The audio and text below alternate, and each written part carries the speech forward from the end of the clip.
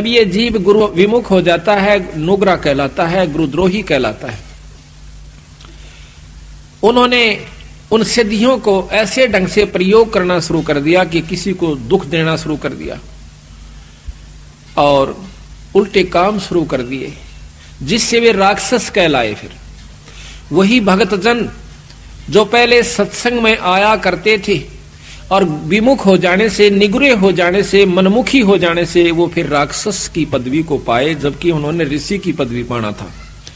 गरीबदास जी महाराज कहते हैं, संगत माहे कुसंगत उपजय, जैसे बण में बांस और अप्पा घिस के आग लगा दें, कर दें बनखंड का भी नाश। फिर उन्होंने ऋषियों से भी दुश्मनी मोल ले ली, लड़ाई झगड़े होने करने शुरू कर दिए, उनकी यज्ञों को फेल करना शुरू कर दिया, उनके हवनों में विध्वंस करना शुरू कर दिया।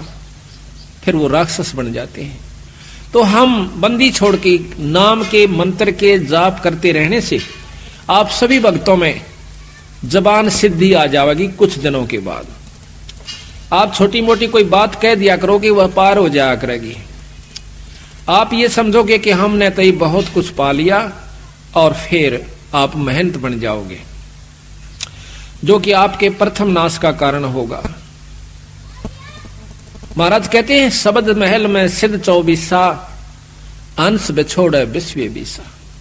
हमारे नाम के मंत्र में 24 सिद्धियां आ जाएंगी, 24 सिद्धियां। और कहते हैं उन सिद्धियों से क्या होगा कि आप लोग ये समझोगे कि अब हमारे बराबर कोई नहीं रहा, मैंने उपलब्धि होगी। वो कुछ भी नहीं हुआ। किसी की भैंस का झाड़ा ला दोगे, वह दूध दे देगी। किसी का हाथ फेर दोगे, छोटा मोटा बुखार ठीक हो जाएगा। पर ऐसा मत करना। यही कारण है हमारा डूब जाने का। कभी ऐसा नहीं करा। उसको सतमार्ग देवे और अपने गुरु के पास लावे, उसको उपदेश दिलवावे, उसको मर्यादा बतावे, आप भी मर्यादा में रहे और फिर उसका भी आत्म कल्याण करवा देवे। ठीक है, छोटा मोटा लाभ दे सकते हैं, जैसे झाड़ा लावणीय भी दे देते हैं, उनको भी लाभ हो जाता है। लेकिन दोनों नरक में जाएंगे। जो झाड़ा लवा गया वो भी और लावस है वो भी। झाड़ा लवाणीय ने थोड़ी सी देर रिलीफ हो गया, एक दुख, छोटा सा दुख हो गया, सुख हुआ, आगे बाकी कुत्ते गधे की जुनी ज्यों की त्यों उसकी तैयार से। इसी प्रकार वो झाड़े लावणीय की अपनी कमाई ने वो खोण लग रहा से और फिर वो कुत्ते की जुनी में चला जाओगा। तो संतों ने यही बताने की कोशिश की है गरीबदास जी ने हमारे को कि प्रथम तो आप भक्ति कर दे को ना, और लग जाते हो तो फिर उसको निभाते को ना।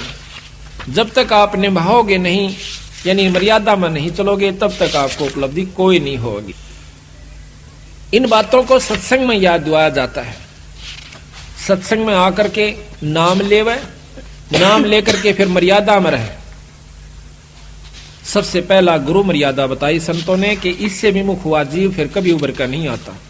तो ये सब ज्ञान सत्संग से होता है। सत्संग संतों की कृपा से आपको उपलब्ध होता है। जब आप सत्संग में आओगे, संतों की शरण में आओगे, तो आपको बहुत कुछ जानकारी दी जाएगी, आत्म कल्याण की भी और मर्यादा में रहने की।